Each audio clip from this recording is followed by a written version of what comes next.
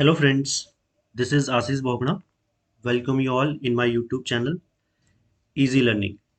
In today's video, we are going to discuss introduction of strain and types of strain.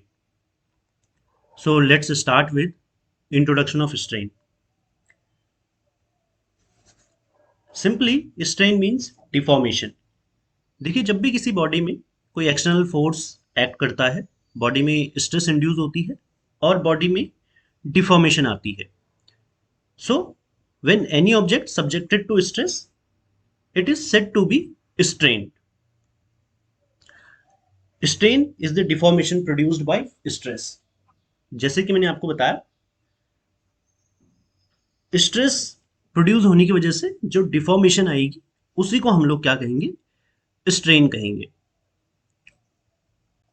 Now mathematically strain is calculated as ratio of change in dimension to initial dimension. हमें अगर strain को calculate करना है तो calculate कैसे करेंगे, हम ratio ले लेंगे जो किसी डायमेंशन में चेंज हो रहा है फोर्स लगने की वजह से, और इनिशियली वो डायमेंशन क्या थी उनका अगर हम रेशियो ले लें तो हमें स्ट्रेन की मैथमेटिकल वैल्यू हमें मिल जाएगी. कैसे हम स्ट्रेन को रिप्रेजेंट करते हैं, स्मॉल ई से या एप्सिलॉन से. फॉर्मूला क्या बन जाएगा, स्ट्रेन यानी कि E is equals to change in dimension upon initial dimension. अब देखिए स्ट्रेन जो है ये सिमिलर क्वांटिटीज का रेशियो है. आप देख सकते हैं फॉर्मूले में चेंज इन डायमेंशन में इनिशियल डायमेंशन यानी कि length upon length, distance upon distance, same quantity का रेशियो है तो इसलिए ये यूनिट लेस होता है या डायमेंशन लेस इसको हम कह सकते हैं. तो स्ट्रेन की कोई यूनिट नहीं होती, ये सिर्फ आपको एक न्यूमेरिकल वैल्यू इसमें मिलेगी, कोई यूनिट इसकी नहीं होगी. Now next is types of strain. Strain कितनी तरह का होता है, इसमें पहला जो है that is tensile strain. Tensile strain क्या होता है, देखिए जब भी कोई body subjected to tensile stress होगी, यानी कि किसी बॉडी में टेंसाइल फोर्स एक्ट कर रहा है और उसमें टेंसाइल स्ट्रेस इंड्यूस हो रही है, तो बॉडी की जो लेंथ होती है वो लेंथ इंक्रीज हो जाती है. यानी कि जो उसमें डिफॉर्मेशन आएगी वो डिफॉर्मेशन क्या होगी, उसकी लेंथ इंक्रीज हो जाएगी.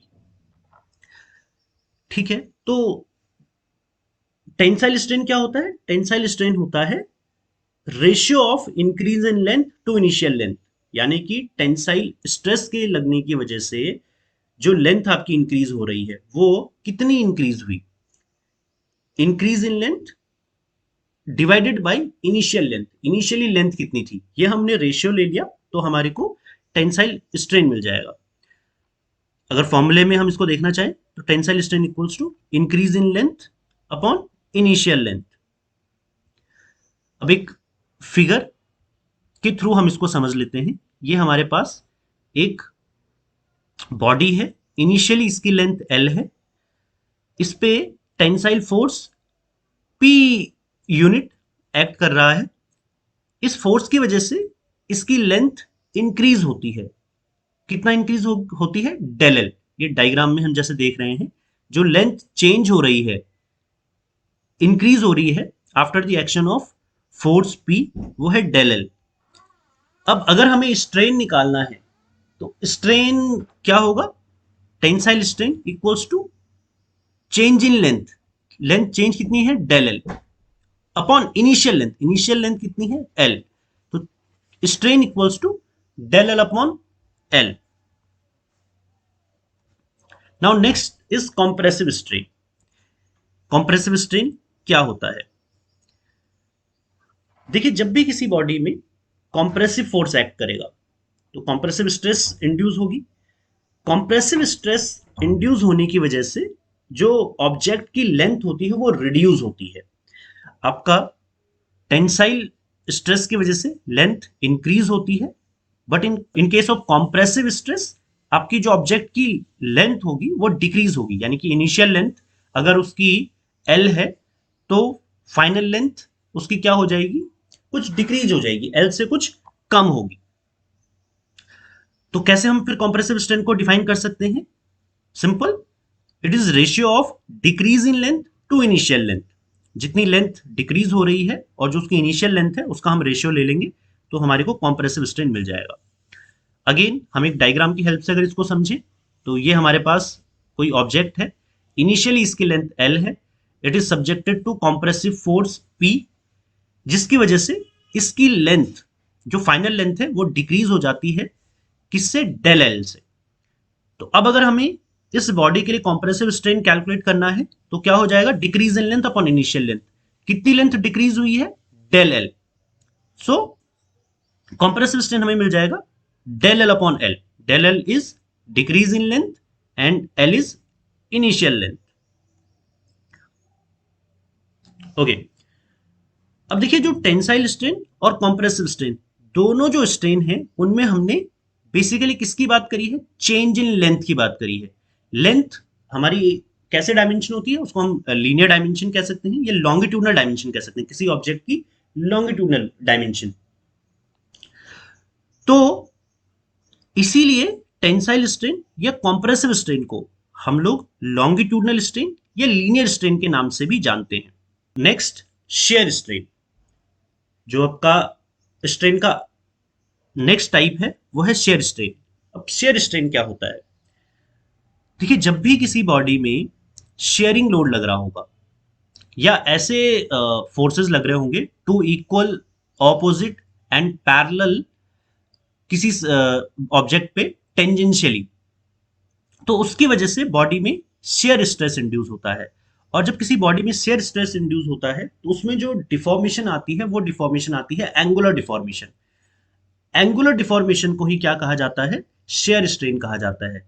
यानी कि जब भी किसी बॉडी में शेयर लोड एक्ट कर रहे होंगे तो बॉडी जो डिस्टॉर्ट या डिफॉर्म होगी वो एंगुलर होगी, यानी कि किसी एंगल से उसमें डिफॉर्मेशन आ रही होगी।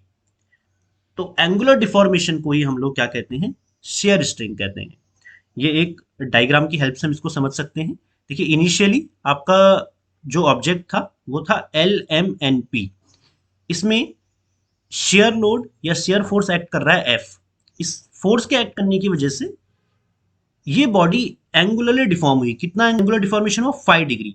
5 डिग्री डिफॉर्म होने के बाद अब जो ये M है ये पहुंच गया है M डैश पे, और जो N है वो पहुंच गया है N डैश पे।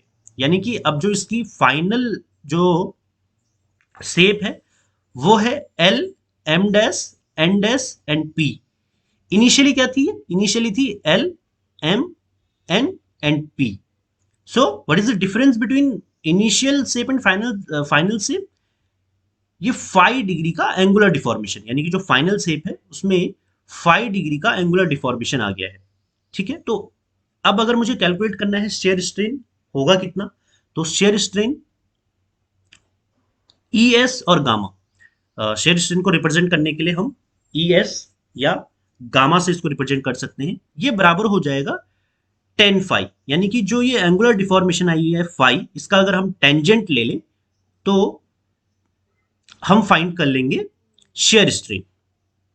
10 फाई कितना होगा, तो इसको आप ट्रिग्नोमेट्री की हेल्प से निकाल सकते हैं। 10 phi is equals to perpendicular upon base. तो परपेंडिकुलर क्या है आपका, अगर मैं ये वाला ट्राइंगल देखूंगा तो NN डैश अपॉन NP से कैलकुलेट हो जाएगा। अगर आप इस वाले ट्राइंगल को रेफर करेंगे तो MM dash upon ML। Clear? Now very very important, if phi is very small, यानी कि ये जो एंगुलर डिफॉर्मेशन हो रही है ये बहुत छोटी है, बहुत स्मॉल है, तो हम क्या कर सकते हैं, शेयर स्ट्रेन और गामा इक्वल्स टू फाई भी ले सकते हैं। लेकिन इंपॉर्टेंट ये रहेगा कि फाई हमें डिग्रीज में नहीं लेना है, ये रेडियंस में लेना है। Now the last one is volumetric strain. Volumetric strain क्या होता है, it is defined as the ratio between change in volume to the original volume of the body. यानी कि जब भी किसी बॉडी पे फोर्सेस एक्ट कर रहे हैं और उन फोर्सेस एक्ट करने की वजह से अगर उसकी वॉल्यूम में चेंज हो रहा है तो वॉल्यूम में चेंज डिवाइडेड बाय इनिशियल और ओरिजिनल वॉल्यूम, तो इससे हमें क्या मिल जाएगा, हमें वॉल्यूमेट्रिक स्ट्रेन मिल जाएगा। वॉल्यूमेट्रिक स्ट्रेन को हम EV से डिनोट कर सकते हैं। तो सिंपल EV, जैसे कि हमने डेफिनेशन में देखा, volumetric strain EV is equals to change in volume upon original volume. Del V upon V. Del V is what? Change in volume, and V is original volume. Clear? So this is all about strain and types of strain. Thank you. Please like, share and subscribe.